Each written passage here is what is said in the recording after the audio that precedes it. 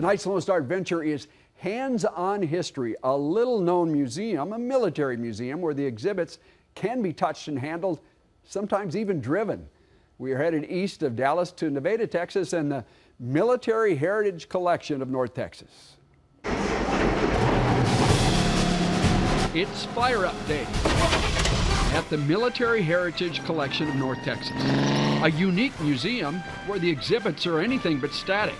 If it has a motor, it's likely running. They're not designed to sit. If they sit, we start having problems. Museum founder Mark Witham did restoration work while serving in the British Royal Air Force.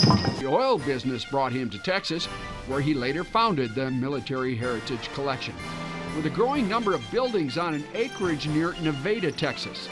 Witham says it's part of the normal maintenance routine. They try to get everything here rolling once a week. Part of the core philosophy of hands-on history. It's a direct, tangible connection to history. You can go in and you can touch this thing and you're not standing 6 foot away behind a wire. Yeah, it's pretty fun. Mark leads a small army of other veterans who restore and maintain, like Connor McLeod at the wheel of a Humvee. It's a little bouncier than some people think.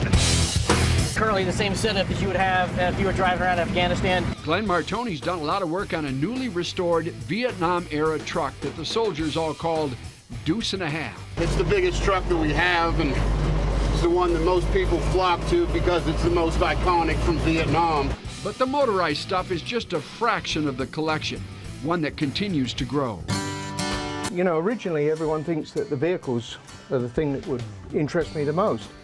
But I find the personal items are far more interesting. The photographs, the scrapbooks, the letters, or something that someone's actually brought back and can give you a story.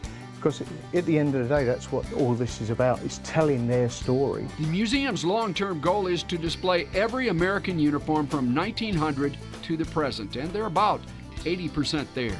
The guy was on an honor guard for Patton years ago, during the war, wearing that uniform.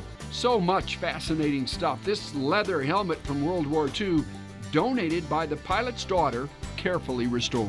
It took about a week, 10 days just to get the leather.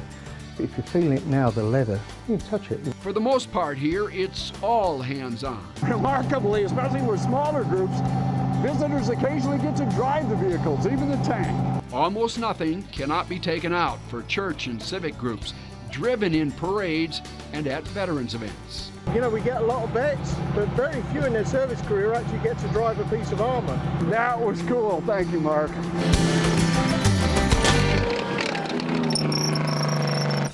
Oh, that was so cool. For more on the Military Heritage Collection, check out the story on our website. You can find dozens of Lone Star Adventures at myfoxdfw.com.